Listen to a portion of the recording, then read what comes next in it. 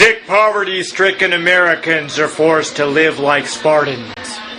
For the unfortunate needy and uninsured are not permitted to get affordable health care in the corporations of hospitals, as doctors taking Medicare and Medicaid are uncommitted. Still, many Americans do not care if the poor die from bad health, as sociable concepts like health care for all make them complain. For the more affluent filth will always imperially screw the poor, and the corrupted pharmaceutical companies will do the same. The healthcare revolution is fought to end female gender ratings, for existing healthcare is misogynist, pure, and elementary, but still many women do not fight against paying more than a man for what, with equal lawful human rights, should not be supplementary. It is the greedy human beings who want to deny health care for all, feeling the false politically marked sense of security and heed, as the healthcare cynics look to covetous Washington politics. But that is all full of feces, also known as corporation greed. Many citizens and politicians complain about the money needed to start an affectionate human healthcare revolution, as insurance companies complain because they have no one to screw with the heartless tribe of the unloving Tea Party evolution. Many forget that a grim tragedy can wipe out a bank account, regardless of healthcare politics based on irrationality, as hospital bills can cause foreclosure in any neighborhood, and one should not depend on their neighbors for their hospitality.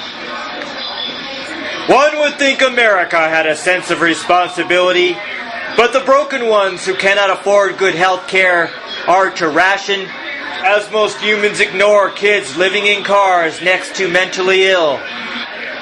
For much of the nation of Americans has lost its compassion.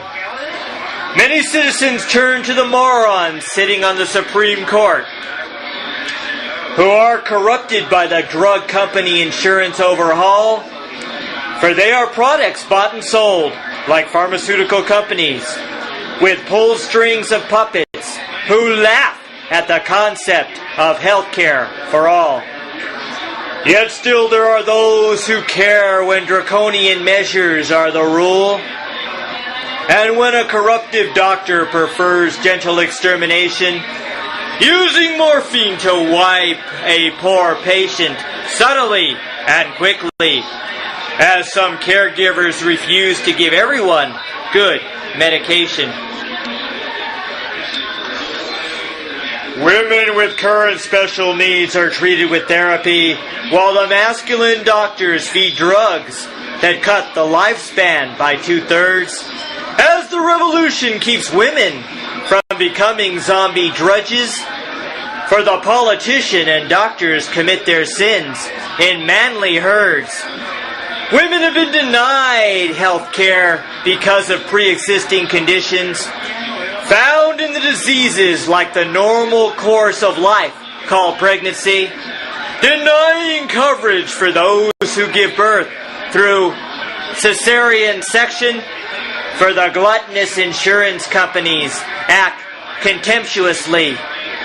It is a moral imperative to have affordable health care, for it should never be a pre-existing or financial issue, and nobody should be profiled as needy or as a woman for having the inability to pay or feminine tissue.